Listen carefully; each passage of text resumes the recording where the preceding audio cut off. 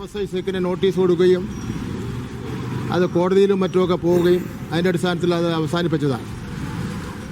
ഇപ്പോൾ കൊടുത്തിരിക്കുന്ന നോട്ടീസ് എന്ന് പറയുന്നത് തെരഞ്ഞെടുപ്പ് രാഷ്ട്രീയ ഇടപെടലാണ്. തദ്ദേശ സ്വയംഭരണ സ്ഥാപനങ്ങളുടെ തെരഞ്ഞെടുപ്പ് കണ്ടുകൊണ്ടാണ് BJPയുടെ നിർദ്ദേശപ്രകാരം ED തോമസ് ഐസക്കിന് മുഖ്യമന്ത്രിക്ക് നോട്ടീസ് അയച്ചിരിക്കുന്നത്. ഇത് രാഷ്ട്രീയ പ്രേരിതമായിട്ടുള്ള നടപടിക്രമമാണ്. ഞങ്ങളത് നിയമപരമായി തന്നെ ഗവൺമെൻറ് നേരിടുമെന്നുള്ള കാര്യത്തിൽ സംശയമില്ല. EDയുടെ കേരളത്തിൻ്റെ വികസനത്തെ തടസ്സപ്പെടുത്തുവാനുള്ള എല്ലാ നീക്കങ്ങളെയും നിയമപരമായും അല്ലാതെ തന്നെ ചെറുക്കും എന്നുള്ള കാര്യം കൂടി വ്യക്തമാക്കുവാൻ വേണ്ടി ഞാൻ ആഗ്രഹിക്കുകയാണ്.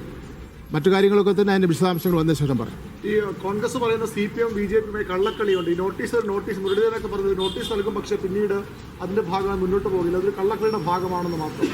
ഞങ്ങൾക്ക് BJPയുമായിട്ട് യാതൊരു ബന്ധമില്ല, കോൺഗ്രസുമായിട്ട് യാതൊരു ബന്ധമില്ല.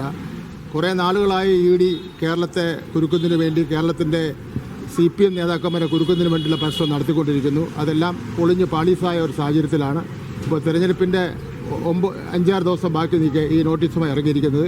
ഇത് തെരഞ്ഞെടുപ്പ് സ്റ്റണ്ട് മാത്രമാണ്. അത് ജനങ്ങൾ പുച്ഛിച്ച് തള്ളുമെന്നുള്ള കാര്യത്തിൽ സംശയമില്ല. 2019 വിഷയമാണ്, 2020 വലിയ പ്രചരണ വിഷയമായ ഒരു കാര്യം കൂടിയാണ്.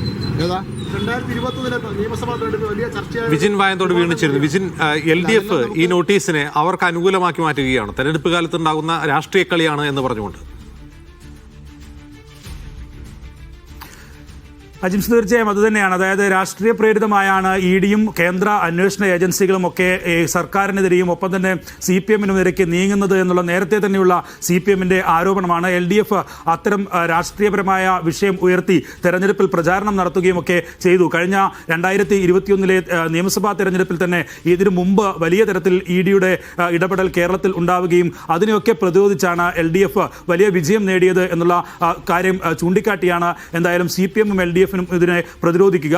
ഞാൻ നേരത്തെ സൂചിപ്പിച്ചതുപോലെ UDFന് മുന്നിൽ പക്ഷേ നേരത്തെയും പലതവണ ഇത്തരത്തിൽ ഉള്ള നടപടികൾ കേന്ദ്ര അന്വേഷണ ഏജൻസികളുടെ ഭാഗത്തുനിന്ന് ഉണ്ടാവുകയും പക്ഷേ അതിൽ തുടർ നടപടിയൊന്നും ഉണ്ടാകാതിരിക്കുകയും ചെയ്തത് അത് CPM BJP അന്തർധാര എന്ന് ചൂണ്ടിക്കാട്ടിയുള്ള പ്രചരണത്തിലേക്ക് അത് നേരത്തെ തന്നെ അവർ പ്രചാരണ വിഷയമായി ഉയർത്തുന്നതാണ്. CPMും BJPയും തമ്മിൽ ഇത്തരം അന്തർധാരയുണ്ട്. അതിന് പ്രധാനമായും തെളിവായി അവർ പറയുന്നത് അരവിന്ദ് കെജ്രിവാളിനെ ഉൾപ്പെടെ AIP ഉൾപ്പെടെ വേട്ടയാടുകയും ജയിലിലടക്കുകയും ഒക്കെ ചെയ്തിരുന്നു. പക്ഷേ കേരളത്തിലേക്ക് വരുമ്പോൾ CPM നേതാക്കൾക്കെതിരെ കേസുകൾ വരുന്നതല്ലാതെ അതിൽ തുടർ നടപടിയോ ഏതെങ്കിലും തരത്തിലുള്ള ഒരു നിയമപരമായ നടപടിയിലേക്കോ കേന്ദ്ര ഏജൻസികൾ നീങ്ങാറില്ല. ഇങ്ങനെ നോട്ടീസ് മാത്രം നൽകി അവസാനിപ്പിക്കുകയാണ്, അത് നീട്ടിക്കൊണ്ടുപോവുകയാണ് ചെയ്യാറ് എന്നുള്ള ആരോപണമാണ് നിലവിൽ UDF എന്തായാലും ഉന്നയിച്ചുകൊണ്ടിരിക്കുന്നത്. അതേ ആരോപണം തന്നെയായിരിക്കും മുഖ്യമന്ത്രിക്കെതിരായി ഇപ്പോൾ മസാല ബോണ്ട് വിഷയത്തിൽ വന്നിരിക്കുന്ന വിശദീകരണ നോട്ടീസും. രാഷ്ട്രീയപരമായി അത്തരം ആരോപണം ഉയർത്തിയാണ്